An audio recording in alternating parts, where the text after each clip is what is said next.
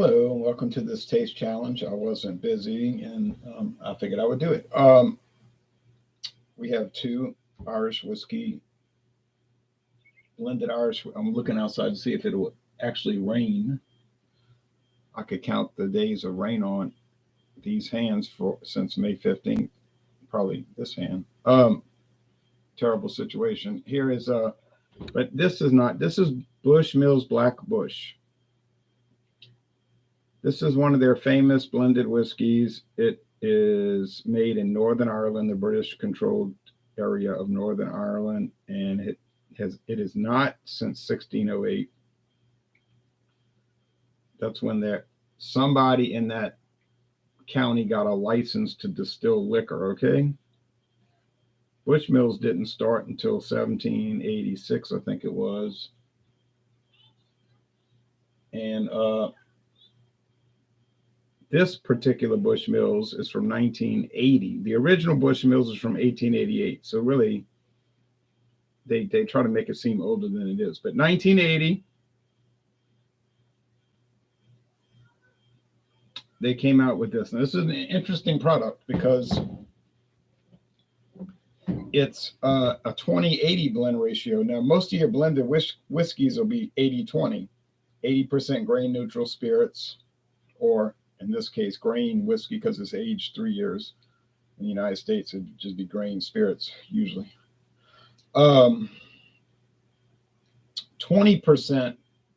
single malt whiskey, but this, they flipped it. They made a gourmet product, runs about $32 a bottle. But this one is flipped.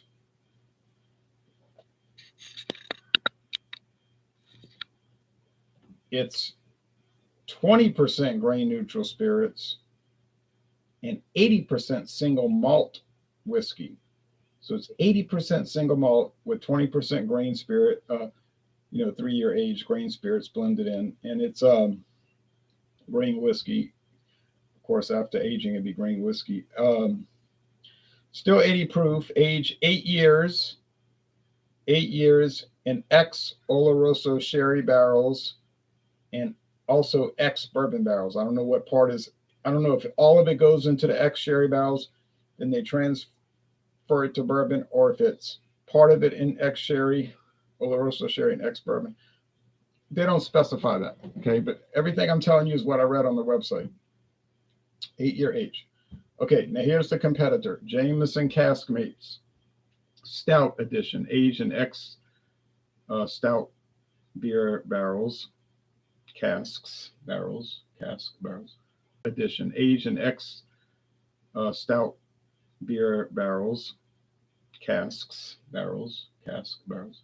No age statement, but regular Jameson is aged 5 years. So I would assume this is also probably. No, 4 years. Sorry, I would assume this is age 4 years. I'm saying the Bushmill, the original Bushmills, is age 5 years. Okay, so my friend David got this bottle for $4.99, if you can believe it, but it's the truth. $4.99 for this 375 milliliter bottle. People, that is $9.98 for 750 milliliters. And if you go to Total Wine, it's $32.99. This is the greatest price in the world. What a gift, huh? Mr. R says evening. $4.99. I'm not kidding. I'm not even kidding.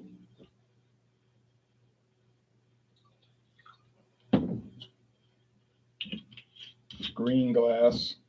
Green glass is okay. It protects it from the light, but not as good as brown glass. But it's better than this clear glass, which doesn't protect the whiskey from the light at all. Well, real cork. Got particle board cork. Proximo Spirits is the owner now these days. You say, Proximo Spirits, who in the world is that? Well, I'll tell you who that is. You ever heard of Jose Cuervo? Yeah. Proximo Spirits is the Jose Cuervo people. So Jose Cuervo owns a lot of stuff. And we can look that up if you'd like. Okay, Jameson is from a company called Irish Distillers, Middleton Distillery, Ireland. They produce a bunch of Irish whiskeys, not just Jameson, but Jameson will keep you busy for your whole life. But man, they got red spot, green spot, doggone what is that stuff called? Powers. I've been wanting to try Powers. I'm sipping on that good old Bullet Rye whiskey. Oh yeah, I got a bottle of that Bullet Rye. And I got a great price. I don't mention that to like try to aggravate people. I just mention it because I find these great prices. To find a bottle of Bullet Rye for $10 at Walmart. I'm not talking about a mini bottle.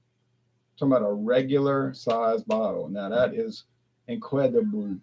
Robert Foote says very, very, very, very hard to beat Black Bush. The only Irish whiskey I can think that gives it a run is the Bushmills Prohibition recipe. Well, I've never had that, so can't comment on it. I'm so jelly. I'm so jealous. He paid $29.99. I got it for $10. Hey, look, I mean, I don't plan these things out. I go to Walmart. I just scout around. Most of the time, I don't see anything, it's just normal prices. I go in there, same old stuff. Sometimes I'll see something new, but I mean, it won't be, any kind of great price. It'll be the same old thing. But a few months ago, I went in there and they had I was like, what is this? They had Bullet Rye for $10.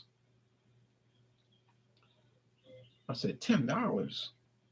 I said, watch, when I go to the register, it's going to ring up like $30. It's a screw up. So I said, can I do a price check? And the lady's like, yeah. Walmart customer service. Yeah. But I didn't care about all that. I'm worried about the price. Ding-a-ling-a-ling, whatever it does, $10. I said, I'll take it.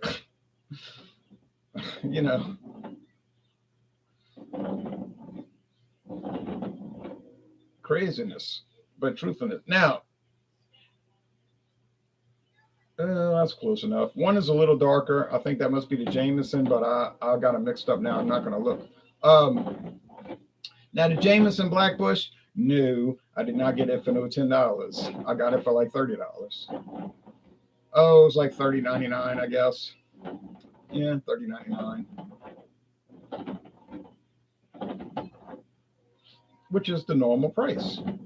And I didn't mind paying it because that's what it's worth. It's really good. Doesn't mean I'm going to tell them apart.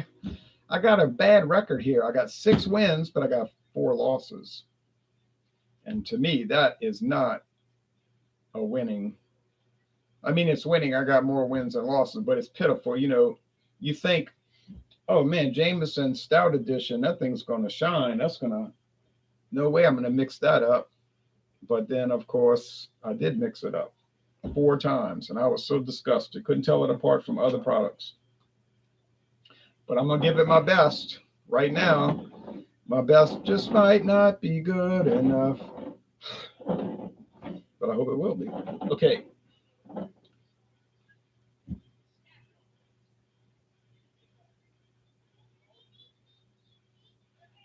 They're playing yard games.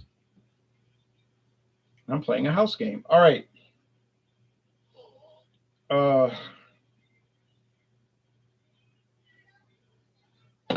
Let's see. You see, I don't know, because I know the Black Bush has that real rich aroma, that rich, deep aroma. Single malt Scotch. I'm sorry, Irish whiskey. Scotch. That's coming though. So it's got a lot of complexity to it.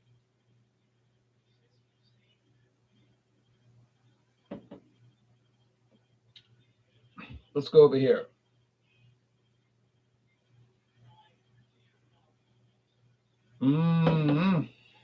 I don't know, man. You see, they both have that tweak. Like the Black Bush is aged in ex-oloroso sherry and ex-bourbon barrel, so it's like spun off over here and there. And then this one's aged in ex-stout beer barrel, so it's like spun off over there. But you're trying to figure out which is the right spinoff. They're both 40% alcohol. They're not high ABV. Y'all think everything, y'all probably don't, the viewers, but some people think everything that has flavor's got to be barrel proof. But it isn't true. People say, oh, it's got to be, 126 proof. Drink it. It ain't going to be any good. But no, they got a lot of complex flavored 80 proof products. Don't think that. You don't have to be consuming all kind of heavy alcohol. No, I'm not saying if you want to drink that, you say, oh no, I always start at 90 proof and go up. Well, that's fine with me. And do they have complex flavors high up the scale? Of course they do. But I'm saying they have a lot of complex, interesting flavors at the 80 proof range, meaning if you don't live in the United States, 40% alcohol at the 40% alcohol range. Well, not range, the level. A range would be between two numbers. No, I mean 40% alcohol level.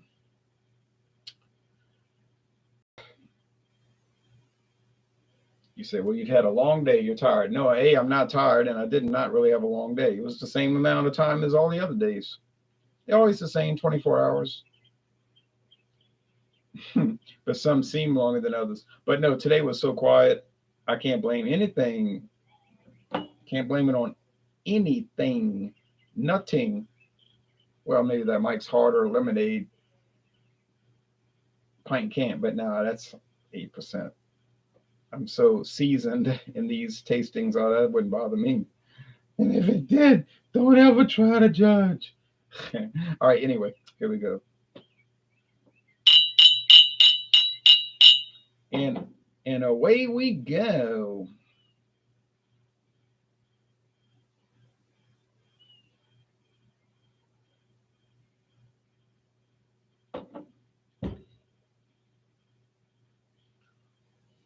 Tell you the truth, this tastes very oaky. No, but I mean, it does taste oaky, and it's a very luxurious and almost savory oaky flavor. I really like it. I would highly recommend it. And it has a medium body, a kind of a rich finish, but not too rich, like gross or off-putting. I don't know. It's like moderate. Everything about it is moderate. Everything about it is moderate, medium, even keel, level. It's just interesting. But then I don't know what it is. Now, we can't worry about price here because they're both about the same price. If you buy Black Bush, it's going to be about $30 to $32. And if you buy Jameson's Caskmates Stout Edition, it'll be $30 to $32. So now that price hasn't really changed, even with the JB inflation, because that inflation affected other things like milk and eggs and butter but it did affect liquor too, and beer, especially beer. But that's a whole nother story. That whole idea of creating money out of imagination, which is what the government does. Okay.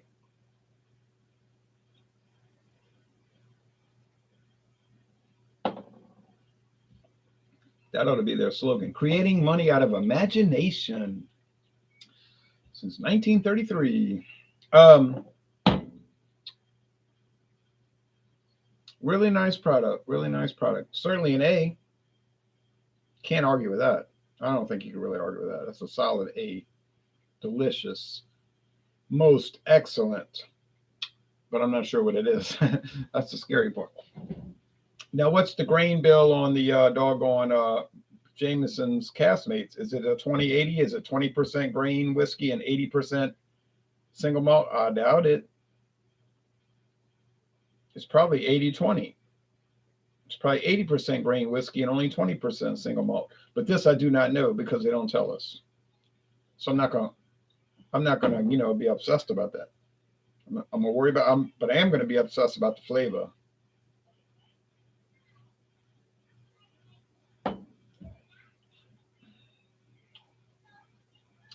It's got like a chocolatey note. No chocolate added. Has more of a like grain whiskey flavor, like the ethanol flavor. I think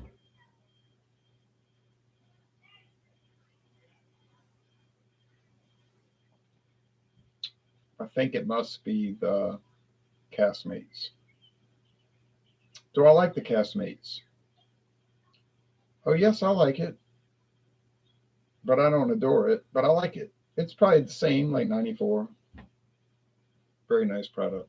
So either way you go, you're winning, right?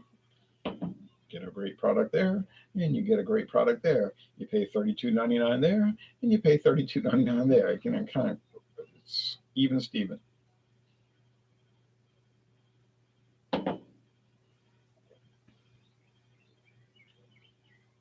But to me, I think I'm gonna take the Bushmills. I'm gonna pick the Bushmills. Assuming this is the, I think that's the Bushmills in my left hand, and I think that's the Jameson Caskmates Stout Edition in my right hand. Is it a major difference? Well, you can see all the trouble I'm having. How can it be a major difference if I'm sitting here trying to stall? I'm like stalling it to try to figure out which is which. So, yeah, I mean, a lot of these products, you could be all like up in the air about it. Of, oh yeah, this and that. And I gotta buy this. I gotta. Buy. They're not really that different one from another. But your imagination might lead you to believe that, or social media or whatever. But they're really not. So Proximo Spirits, they only do great work, and then Irish Distillers, they only do great work. So then you got like these super high quality assurance levels, quality controls. How often are you going to run across a dud? Like basically never, and you're not going to run across a dud. So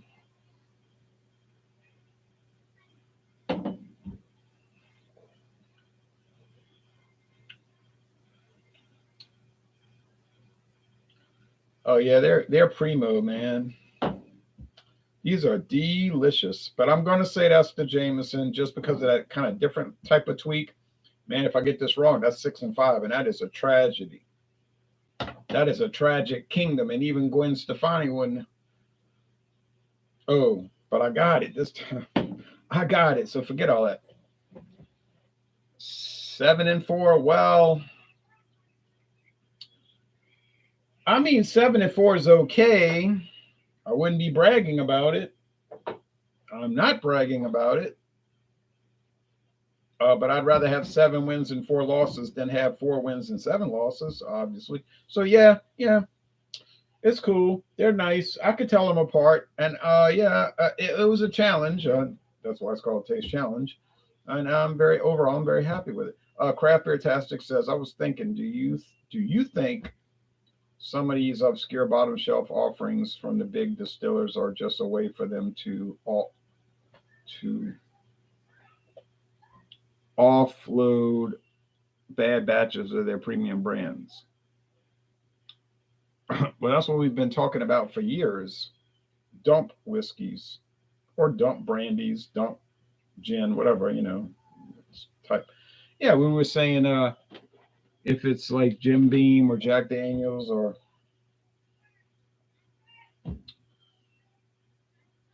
even higher up the level, like higher up the ladder, like doggone I don't know about Bowman but yeah, they probably do that too. Pappy Van Winkle, Bowman, doggone Eagle Rare. Every batch not gonna come out right. And they're not gonna dump it down the drain unless it's could make people ill, like if it's dangerous, obviously they would. But if it's palatable but just not good, they're gonna mask it. They're gonna. This is my theory. I have some backup evidence from that. Like the old former spokesman for Heaven Hill made a joke about that. He even admitted to that. They just blend them off. And he laughed, ha ha ha. It's kind of funny that he would laugh like that because it's like, well, you got your consumers buying it. So why are you laughing it off? Like you got people on the street buying Samuel Adams. I mean, not Samuel Adams. T.W. Samuels blended Kentucky blended whiskey, and they also have T.W. Samuel straight bourbon. And you laughing it off, but they're buying it with their money, and maybe those people don't have a lot of money, and maybe you're saying they're buying a cut rate, but they probably know they're buying a cut rate product. But still, I don't know. I wouldn't take that approach. Maybe he think I'm about to retire. They can't do nothing to me. But And I did see some T.W. Samuels today, and I did see some Heaven Hill Quality House Kentucky blended whiskey. And they were both $8.99 a bottle. $8.99, $9.99. Are they using the premium products?